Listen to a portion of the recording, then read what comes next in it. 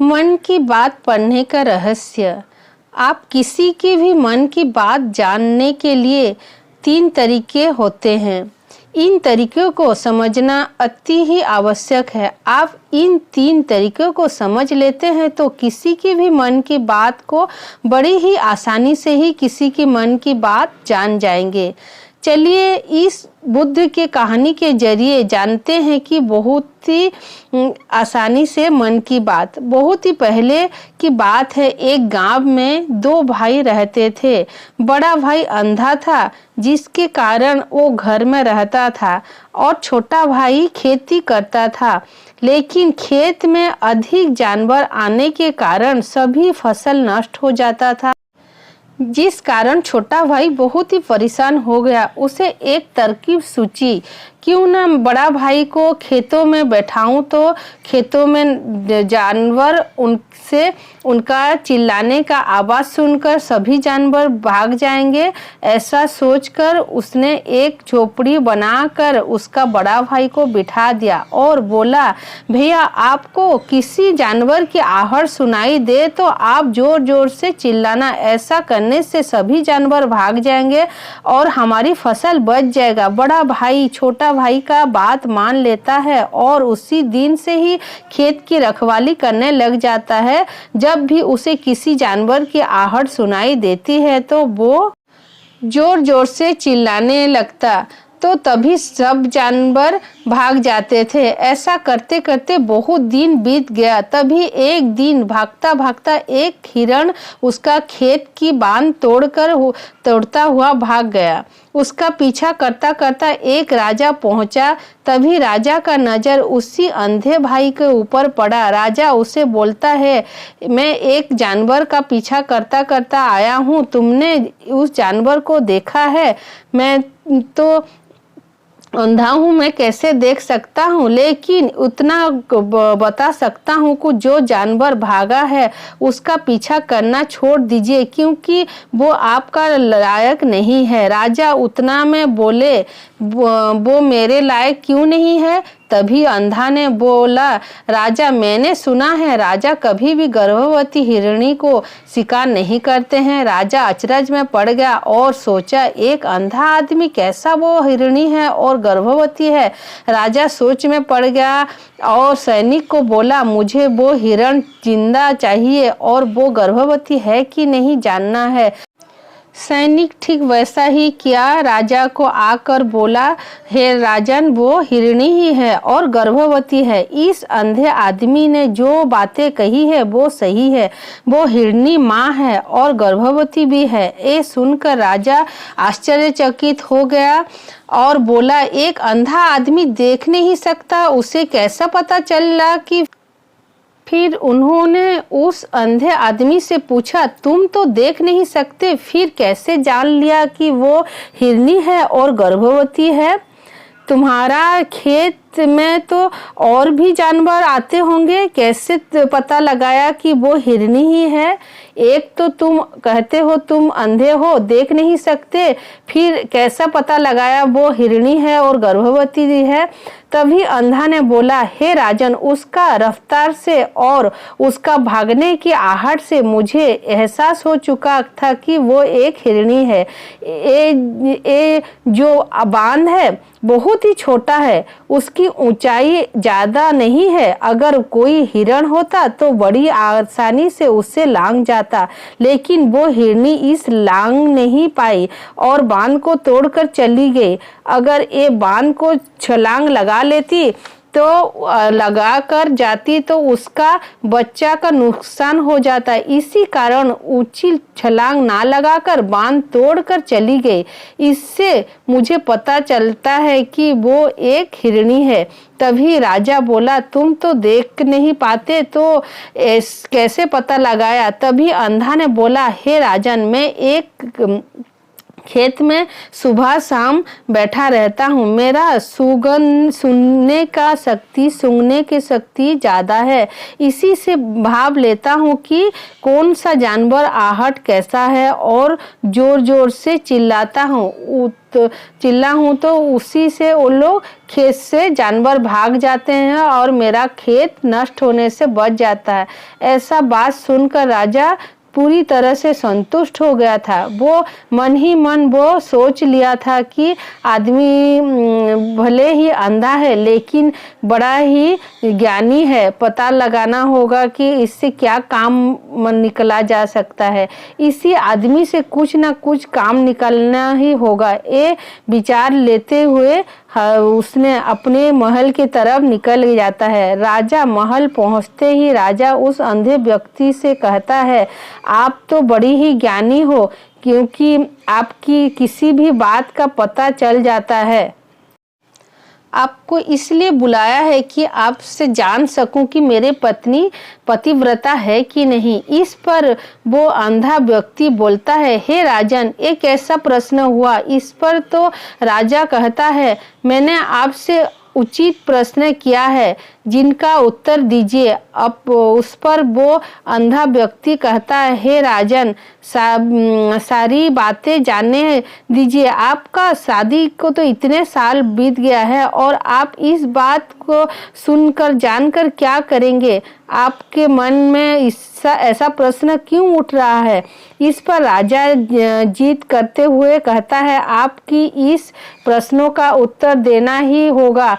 अगर इस प्रश्नों का उत्तर नहीं देंगे तो आपको मृत्युदंड ही मिलेगा। राजा का बात सुनकर वो अंधा व्यक्ति कहता है, हे राजा, आप इस प्रश्नों का उत्तर जानना चाहते हैं तो आपका पत्नी को मेरे साथ एक दिन एक कमरे में छोड़ना होगा।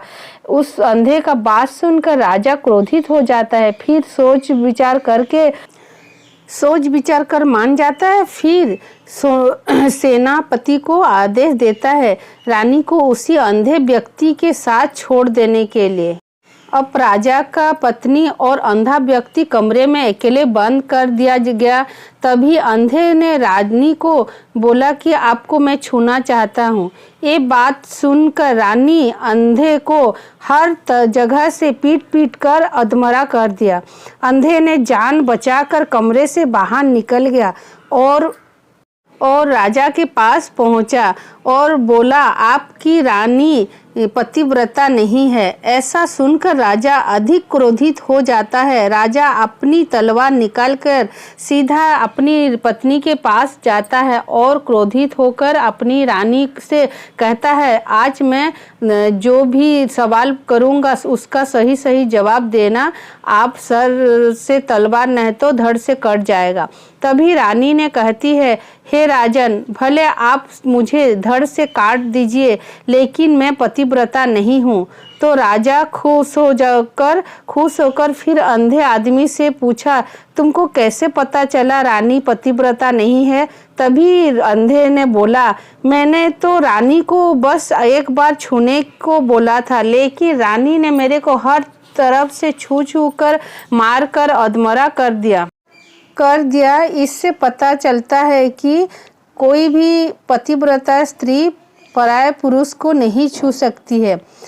आगे फिर से राजा ने कहा, अपनी पिता का पुत्र हूँ कि नहीं बताना पड़ेगा, नहीं तो तुमको मृत्युदंड मिलेगा। ऐसा सुनकर अंधे ने बोला, हे राजन, ऐसे है तो मेरे को तो आपके माँ के पास भी जाने का ज़रूरत नहीं है। इससे पता चलता है कि आप क्या है, मैं यहीं से ही बता दूंगा। तो आप मेरे को कोई भी बात पे आप क्रोधित नहीं करेंगे तब भी मैं बताऊंगा।